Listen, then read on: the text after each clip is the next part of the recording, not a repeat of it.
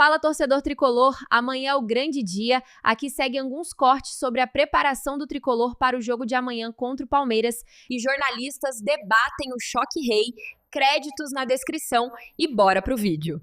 Um de carona. Choque rei, porra. Choque rei. O de carona, você sabe. Você manda a sua pergunta na nossa caixinha de perguntas na hora de Tirone 1 lá no Instagram e a gente responde sobre qualquer assunto. A gente realmente fala mais do futebol e do São Paulo, é claro, mas você pode ficar à vontade. Pode ser qualquer Bom, coisa. véspera do choque rei, não tem muito o que dizer, né? Antivéspera do choque rei. Então a pergunta primeira aqui é a do Vinícius Ribeiro. 4-3-3 com Lucas Moura, 3-5-2 ou 4-4-2 com Cauli? Qual o melhor sistema para enfrentar o Palmeiras domingo? Você sabe que a gente vem falando sobre isso desde faz uma semana, exatamente. Uma semana. Bom, o ponto positivo é que o São Paulo tem possibilidades táticas hoje. Isso é interessante. Muito diante do trabalho do Crespo verdade. No Paulista, que firmou uma linha de 4 e também pela chegada do Cauli. Passamos no amarelo, tá tudo certo. Mas eu acho que a chegada do Cauli, a mais recente, deixa a opção dele como titular a mais remota. Certo. E acho que aí teria... Essas duas opções são muito diferentes, né? Ou com o Lucas ou com o zagueiro, né? Eu, particularmente, eu acho que para esse adversário, para esse jogo, para Barueri, campo sintético, eu iria com 3 zagueiros. E a pergunta em sequência que tem a ver com isso é do Pedro Costa. E deixaria o Lucas para o segundo tempo, entendeu? Para o segundo tempo, para eventual empate e disputa de pênaltis, eu faria isso. Ele fala o Mas seguinte, eu acho que o Crespo vai com o Lucas no início, vai com a formação. Eu também acho. Grêmio e Bragantino. O Pedro Costa pergunta: vocês não sentem medo de Lucas e Caleri recém-recuperados de lesão ligamentar lesionar novamente no sintético? Eu vou até bater na madeira aqui. Tenho medo, tenho receio, por isso que eu também sou da opinião do Ronaldo. Mas o Caleri eu não sei se eu não colocaria logo de cara, não. O Lucas eu preservaria para uma possibilidade de mudar o esquema, fazer, sei lá. O Caleri eu jogaria. Você sabe que até porque, quem que vai ser se não for ele? Seria o Tapia, né? Mas eu acho que o Caleri faz muita diferença, ainda mais no jogo decisivo. Mas assim, gente, dá pra perceber pelos comentários de vocês duas coisas nesse início de temporada. Uma, claro, todo mundo tá dando importância à semifinal contra o Palmeiras. Seria uma vitória, uma das maiores dos últimos tempos que o São Paulo conseguir. Mas tá todo mundo com o seguinte pé no chão, quase todos os comentários que eu leio. A temporada é longa, o brasileiro é importante, o São Paulo não pode perder jogador machucado. Perfeito. É um trauma, os traumas do ano passado. A maioria prefere que o Lucas e o Caleri não joguem, para eles não correrem riscos, entendeu? Exatamente. Mas chega uma hora de um jogo desse, é que nem o ano passado, vai todo mundo. Lembrando, viu, o Zubeldia perdeu 2 jogadores, o Bernal com estiramento no ligamento cruzado, ele não rompeu, mas quase rompeu, então ele vai ficar fora um tempo. E o Lúcio Acosta perdeu 2 jogadores no último jogo contra o Palmeiras em Barueri e criticou o gramado sintético na coletiva do Fluminense, né? É uma questão, é duríssimo, viu? Nós vamos assistir o jogo, nós todos aqui, olhando para o resultado, para o desempenho, para não contusão, né? Sim. É isso que é incrível. E aí tem a ver com isso o GF, que tem a ver com esse negócio de não machucar jogador e tal. O GF Studio fala: Guardiola acha fundamental as 8 primeiras e 8 últimas rodadas de um campeonato. Qual a opinião de vocês? Para mim, as 8 primeiras são fundamentais, porque se você faz o maior número de pontos que você conseguir com 8 rodadas, você já não está desesperado para não cair. Você já pode pensar em outra coisa. Você pode pensar em outros negócios. Se você entra no campeonato, e como no ano passado, estreia contra o time que veio da segunda divisão, empata em casa, você já se lascou. Você já vai lutar por outras coisas, como acabou sendo o São Paulo esse ano. Então, eu acho que, sobretudo, as 8 primeiras rodadas, para mim, são muito importantes. Por isso que se mistura com essa história toda. Eu preferia não ter o Lucas para ter o Lucas no Brasileirão em melhores condições. Eu também, cara. Difícil, viu? Assim, né? Mas além de tudo, a gente tem que colocar em perspectiva que o próximo jogo do Brasileiro só é no dia 12. Então até lá, até o dia 12, são 10 dias, um pouco mais, ou quase 15 dias só de estadual, ou classificado para a final, ou eliminado da final. E que o jogo da Chapecoense, o próximo do Brasileiro, em Campinas, o Brinco de Ouro, o São Paulo não tem manda. Puta, cara, que difícil torcer pro São Paulo, cara. Mas assim, essa história do sintético, ela não tem a ver ela tem a ver com cansaço também, mas mais do que isso, é a lesão que tira o cara do jogo, do campeonato, o que aconteceu com o cara do Fluminense agora. Exato. Ó, a Alana aqui, tá ousada, hein? Uma formação com 4-4-2, Alana Ambrosini. Uma formação com 4-4-2, com Danielzinho, Marcos Antônio, Lucas e Cauli no meio campo. Não. Eu acho que... Uma ousadia, hein? Eu acho que só em desespero se estiver perdendo. O Bobadilha, que não é muito... Eu acho que essa formação, talvez, sem o Luciano, com 3 zagueiros atrás. Entendeu? Mas eu acho que normalmente o triângulo do meio, e o Crespo tem falado isso muito, quem dá estabilidade ao triângulo é o Bobadilha, que é um jogador subestimado. E ele é um jogador que ainda faz gols, né? Ele é um jogador que marca, por exemplo, aqui ele vai marcar o Piquerez, vai cercar o Andrés e vai marcar o Piquerez. Então ele é um jogador importante até para desafogar o Lucas. O Cauli tem que disputar com o Lucas e o Luciano, o que não é ruim. Sim. Né? Pode ser bom. Ademir, se o Crespo escalar 3 zagueiros no domingo, quem deveria ser o terceiro? Essa é uma ótima pergunta. Ótima pergunta. Eu acho que deveria ser o Ferrarese. Eu sei que o Toló jogou bem, mas o cara jogou do lado esquerdo. Eu acho. Então, mas eu acho que aí não seria do lado esquerdo, jogaria o Sabino. Eu, depois do jogo com o Toló, é verdade. Pela atuação, eu colocaria o Toló. Eu acho mais confiável. É mais lento? Muito mais. No mano a mano com o Vitor Roque, o Ferrarese é capaz, mas eu acho que o Vitor Roque ele vai ter vantagem sobre qualquer zagueiro do São Paulo, talvez não contra o Arboleda na velocidade. E acho que o Ferrarese, embora seja um bom jogador, ele erra demais para um zagueiro. Acho que o Toló erra menos, é um jogador mais experimentado. Eu depois do jogo do Curitiba, eu colocaria Tolói, Arboleda e Sabino. Laerte Souza, quando voltamos a jogar no Morumbi, revoltante isso. Só depois a possibilidade maior agora é justamente contra o Palmeiras num sábado à noite, mas lá em abril, eu acho. Quase em abril. É surreal isso, cara. É surreal. Toda vez que eu vou ao jogo no Morumbi, eu faço uma espécie de despedida provisória, sabe? Lembrando que o São Paulo fez um jogo contra o Grêmio no Morumbi. O último foi um puta jogo do São Paulo. João Luiz Oliver, tô torcendo pra aparecer alguma falcatrua com a Live Nation, pro Macis rescindir o contrato com eles e liberar o Morumbi. Pois é, cara. Eu também. Por incrível que pareça. Luiz Capelli, por que os clubes insistem em técnicos que têm prazo de validade? Diniz, Cuca. Todo técnico tem prazo de validade, né? Mas esses estão aí. É que agora com a invasão dos estrangeiros, esses caras não têm emprego na semana seguinte mais. É diferente. E acho que tem uma diferença grande entre Diniz e Cuca, né? O Cuca, ele normalmente ele abandona os trabalhos. Ele não dá continuidade. Agora não tanto, mas que agora os convites diminuíram até por conta disso. E o Diniz, que não larga, ele não larga, só quando o time desiste dele, é o contrário. Eu acho que ele é muito refém de uma mesma fórmula que muitas vezes se esgota, de fato. O Gustavo Cassaro tem outra formação que com 4 no meio. Eu escalaria o São Paulo com 4 no meio. Pablo Maia, Marcos Antônio, Bobadilha e Danielzinho. Então, essa aí... Mas aí eu acho que você perde o fator... Ele prefere um volante ao terceiro zagueiro. E ainda mais pela fase do Pablo, eu prefiro o terceiro zagueiro. Eu também. Tá osso hoje. Tá osso. Yuri Sato, com o baixo rendimento do Wendel, é possível uma troca dele com algum time? Algum time precisa querer, né? Porque o que ele tá jogando, ninguém vai querer contratar o Wendel. Não joga nada, joga pouco. É caro. Joga pouco em quantidade, é caro, joga pouco em qualidade. Cara. Então, e a janela tá quase fechando, né? Exatamente. Fabrício Garrido, se o River levasse Crespo, tem substituto no mercado? Não. Putz, acho que é muito difícil substituir. Técnico do Lanús. O Lanús. Não é? Então, mas o Crespo tem uma vantagem, né? Primeiro que ele é um argentino que já tinha trabalhado no São Paulo, então ele já conhecia o São Paulo. Não, substituir um estrangeiro por outro que ainda não trabalhou no Brasil durante a temporada é muito arriscado. Lúcio, tiveram a impressão de que no Brasileirão as decisões dos árbitros têm sido mais favoráveis ao São Paulo? Exemplo, Flamengo e Coritiba. Os dois jogos apitados pelo mesmo árbitro, o Wilton Pereira Sampaio, né? O pênalti no...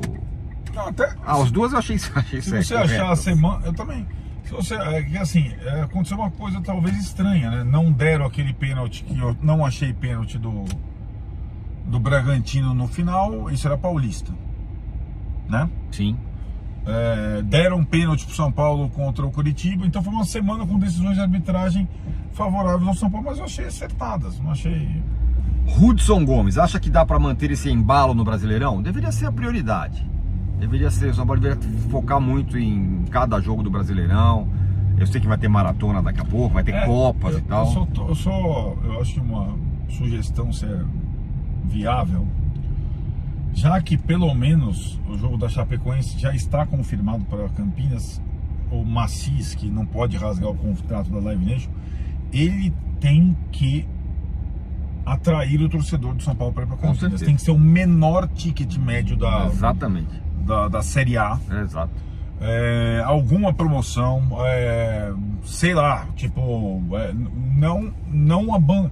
Porque se não fizerem um esquema especial, vai ser como jogar num campo neutro. Concordo muito. Washington. Fala, mestres, com esse bom começo do Brasileirão, como lidar com as Copas que vêm pelo caminho? Cara, vou te falar, o São Paulo tem, em tese, uma possibilidade de uma escolha que se você tivesse na Libertadores você não teria. Que é não ir com a força total para Venezuela, para esses lugares aí. Todos os jogos. Eu acho que é isso que o São Paulo deveria fazer. Eu também acho. O sorteio da Libertadores, ele vai indicar, da Libertadores e da Sul-Americana, da chave da Sul-Americana, vai indicar qual é a dificuldade do grupo, certo?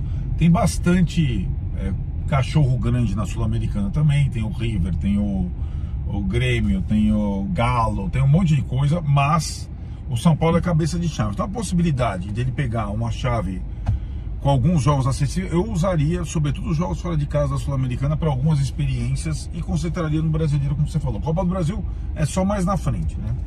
Luciano Menezes, a qualidade do time de São Paulo surpreendeu vocês?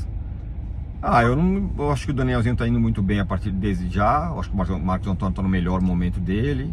Eu acho o time titular um bom time. Eu sempre achei, na verdade, o time titular um bom time. Não, eu acho que ele ficou melhor que o esperado, sim. Eu acho que muito mérito do treinador, que eu acho que ele conseguiu escalar um time que a gente não imaginava. Um meio de campo que a gente não imaginava, embora o meio de campo já tivesse sido meio que inspirado no passado, né? Que já teve esse triângulo Bobadilha e Marcos Antônio.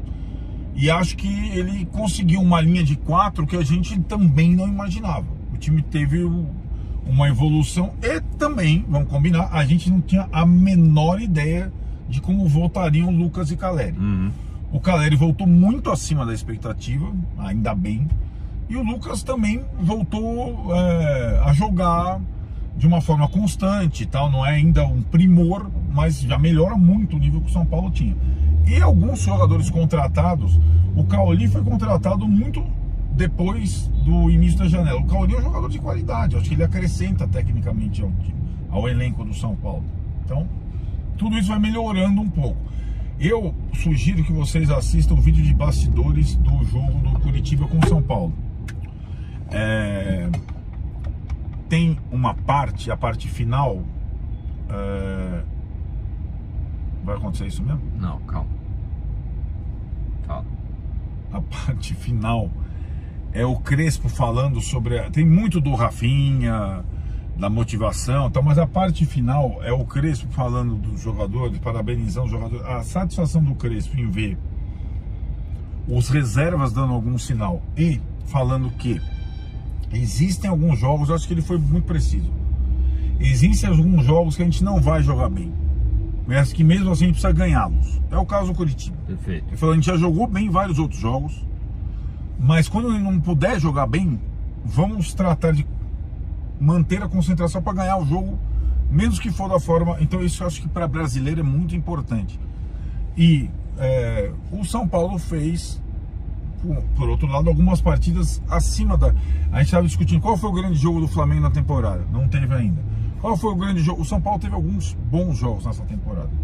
E por fim, Bruno Fernandes, uma possível eliminação poderia causar alguma desconfiança para essa equipe? Depende de como for, né? Se tomar uma cacetada do Palmeiras desconcertante, aí fica ruim. Eu acho que ela é sempre ruim, né? Desse jeito que o Tironi falou, então poderia acarretar o lado menos traumático é que essa gordura de largada no Brasileiro te dá uma perspectiva no outro campeonato que você está disputando, né? Isso é completamente louco, aquele cara. Esse na sua frente, né? Agora, uma questão é a seguinte: o meu temor com uma eventual eliminação é uma desmobilização. Sim. O São Paulo tem muitos jogadores já mais velho que ele é movido pela chance de ser campeão. Exato. E também em relação ao treinador, essa situação de River, sabe? Eu acho que se o Crespo avançar a final com o São Paulo, 2 jogos com o Corinthians, isso fica ainda mais remoto, essa possibilidade de saída. Você me entende? Concordo, exatamente. Porque o São Paulo é eliminado domingo, tem uma semana sem jogo, 10 dias sem jogo. Sim. Os caras estão procurando o técnico. Você entende essa? Claro, é isso. Enfim. Aí pra final garante que os caras vão estar focados e o Crespo pelo também. Menos por mais 10 dias. Mais 10 dias o River pode ter outro técnico. Exato, isso. Por exemplo. Hora de falar do Choque Rei. Vamos lá. Palmeiras e São Paulo, domingo, 8h30 da noite, Arena Barueri. Semifinal, jogo único. Transmissão Record, Cazé TV, TNT e HBO Max. Na tela aí pra vocês, todo mundo esperando esse jogo super aguardado. E pra falar do Verdão, que é o mandante, então a gente começa pelo Verdão. Ele, Flávio Latifi. Latifi, o que você fez com seu bigode? Hoje não, você não cortou ou você só ajeitou de um jeito diferente? Ele tá mais modesto hoje, Lu. Aí ele ficou mais baixinho. Ai, gente, eu não sabia que dava pra fazer isso, não. Dá pra vários estilos. Achei que você tinha cortado. Pois muito bem, o assunto não é o seu bigode, Flávio Latifi, embora ele chame bastante atenção. Ele tem uma pomada especial para bigodes. Ele tem todo um rolê. É cheio dos skincare, das pomadas pro bigode. Ô, Latifi, fim de semana tá aí, né? E a gente quer saber se o Arias vai ser titular. A gente achava que ia ser contra o Fluminense e não foi. Ele entrou no segundo tempo. Agora, a torcida vai ver Arias titular desse Palmeiras contra o São Paulo, será? Boa tarde, né? Que eu não dei boa tarde, eu acho. Boa tarde para você, PVC, Gabriel Sá, pessoal que está acompanhando a gente. O Arias ainda não fez a sua estreia como titular do Palmeiras, mas o que eu tenho de informação que eu consegui apurar durante essa semana é que existe uma boa chance dele estrear como titular justamente contra o São Paulo, né? Um jogo único, importante, pela semifinal do Campeonato Paulista, e o Abel ele tem deixado algumas pistas durante essa semana de como ele pensa utilizar o Arias, né? A gente veio falando na última coletiva antes da vitória contra o Fluminense, o Abel foi questionado sobre usar o Alan de 10 para ter o Arias na direita. E ele foi bem claro na resposta, dizendo que ele pensa no Arias na direita ou na esquerda, não jogando centralizado, até pela forma que o Palmeiras tem atuado com a dupla de ataque Flaco Lopes e Vitor Roque. E aí, no jogo do meio de semana, só um jogador do sistema ofensivo jogou os 90 minutos da partida, e foi o Maurício. E é justamente no lado do campo onde o Arias entraria, ali pelo lado esquerdo do ataque. O PVC até citou ontem, durante o programa, que o Maurício fez 3 funções diferentes contra o Fluminense, e ele foi o que teve o maior desgaste em relação aos outros jogadores. O Flaco Lopes saiu no metade do segundo tempo, o Vitor Roque a mesma coisa, e o Alan saiu aos 87 minutos, faltando pouco para acabar ali o jogo. Então essas são algumas pistas de onde o Abel vai usar, que é ali pelo lado esquerdo do ataque, e também um forte indício de que o Arias fará sua estreia como titular contra o São Paulo no final de semana, e ele foi contratado para isso, né, Luz? 25 milhões de euros, 154 milhões de reais, e é para esse tipo de jogo que o Arias foi contratado pelo Palmeiras. Sem dúvida, para jogo grande, e ele está mostrando, né, a qualidade que ele tem e que ele está em forma, então todo mundo querendo vê-lo como titular. É isso, PVC? E você imagina ele jogando de que forma? Porque ele já entrou pelo lado direito, no último jogo foi pelo lado esquerdo, ele entra no lugar do Flaco na última partida. Como veremos o Arias no Choque Rei? Já vou te explicar. Eu não gosto de ser redundante, então eu vou perguntar para o Sá. Sá, você reparou que a nossa câmera é do lado oposto do estádio? É do lado contrário. O Vitor Roque fez um gol para a esquerda e aqui ele faz para a direita. É uma boa observação para você. Eu acho que ele vai do lado esquerdo. Acho que a matéria do Latifi, que ele escreveu e que ele está dizendo agora, é muito coerente. Assim, tá toda a pinta, especialmente pelo... Olha a bola do Arias pro Vitor Roque. Eu só não entendi por que ele está correndo para esse lado. Ele está correndo para o outro lado, aquela vez que vai meter na trave, quer ver lá? A saída de bola duas vezes você não observou, né? Mas a câmera trocada você observou. É que eu estava fazendo o jogo do Bahia na hora que deu o pontapé inicial do primeiro tempo. Entendi. Aí você não pegou essa. Não, fui perceber depois. Foi pênalti. Eu acho que ele vai do lado esquerdo e ele vai fazer Alan, Flaco, Arias, Vitor Roque. E acho que o resto do time vai ser o titular, como tem jogado Carlos Miguel, Kelvin, Gustavo Gomes, Murilo, Piquerez, Marlon Freitas e Andrés Pereira. Isso aí, Tricolor. Se inscreve no canal, ative o sininho e comenta aqui embaixo.